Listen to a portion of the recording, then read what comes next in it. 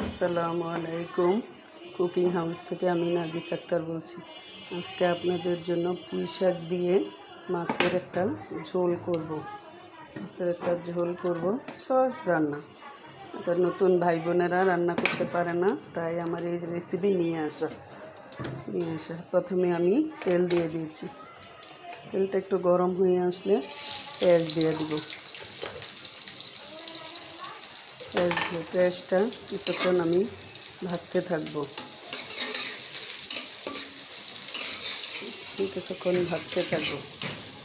যখন পেঁয়াজটা আমার লাল হয়ে আসবে তখন আমি আদা, রসুন, পেঁয়াজ একসাথে ব্লেন্ডার করা ওই মশলাটা দিয়ে দিব।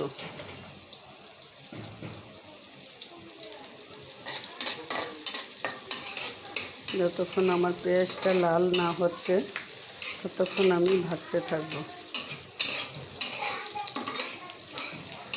পুঁই শাক দিয়ে মাছকে ছোট ছোট করে মাছটা একটু ভেজে পুঁই শাক দিয়ে রান্না করে একদিন খেয়ে দেখবেন কতটা ভালো লাগে।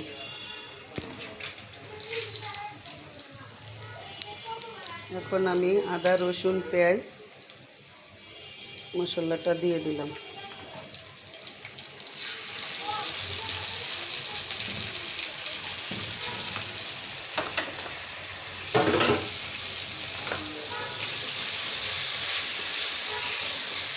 এই মশলাটা কষাতে থাকবো।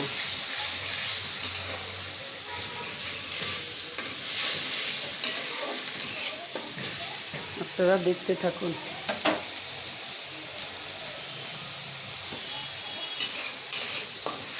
যখন মশলাটা একটু কষানো হবে তখন আমি পরিমাণ মতো মরিচের গুঁড়া দিয়ে দেব। একটু ঝাল খাবো তাই ঝাল দেব।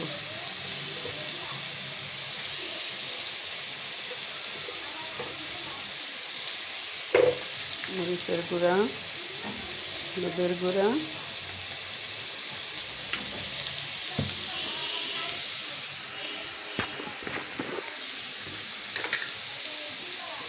একটু জিরার গুঁড়া দিয়ে দিলাম। যখন মশলাটা আমার পুড়ে যাবে তাই হালকা একটু পানি দিয়ে দেব। দিয়ে আমি আবারও নাড়তে থাকবো।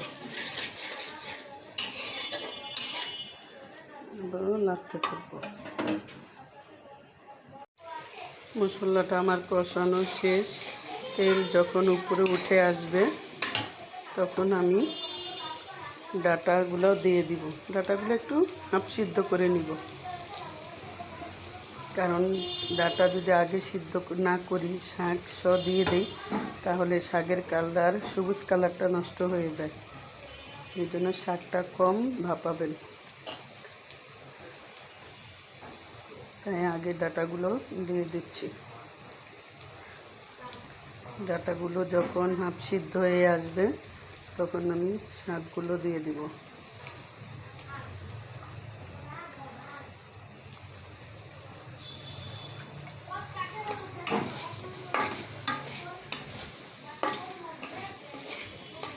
শাক এবং ডাঁটা যদি একসাথে দেই শাকের কালারটা একদম নষ্ট হয়ে যায়, সবুজ সবুজ কালার থাকে না, দেখতেও ভালো লাগে না।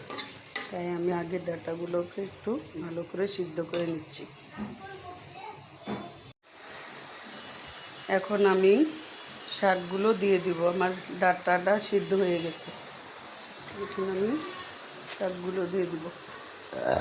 সবুজ সবুজ শাক দেখতে কত সুন্দর লাগে, তাই না?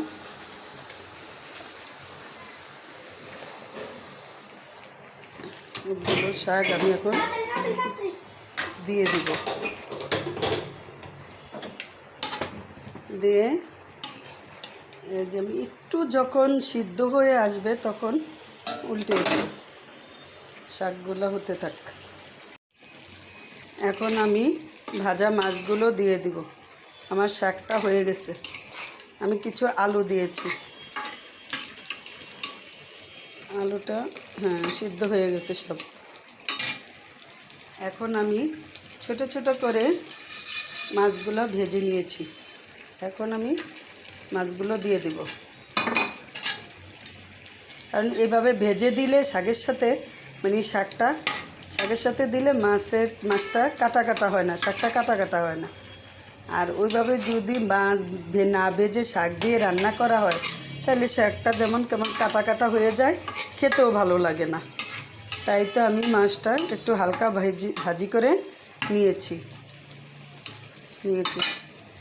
খেতে ভালো লাগবে, একদিন বাসায় ট্রাই করে দেখবেন।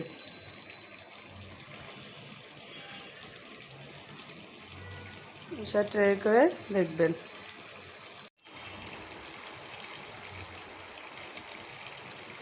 এই যে আমার শাকটা হয়ে গেছে, এই যে শাকটা হয়ে গেছে, দেখতে কত সুন্দর লাগতেছে না? বাসায় একদিন রান্না করে খেয়ে দেখবেন। এই যে আসসালামু আলাইকুম।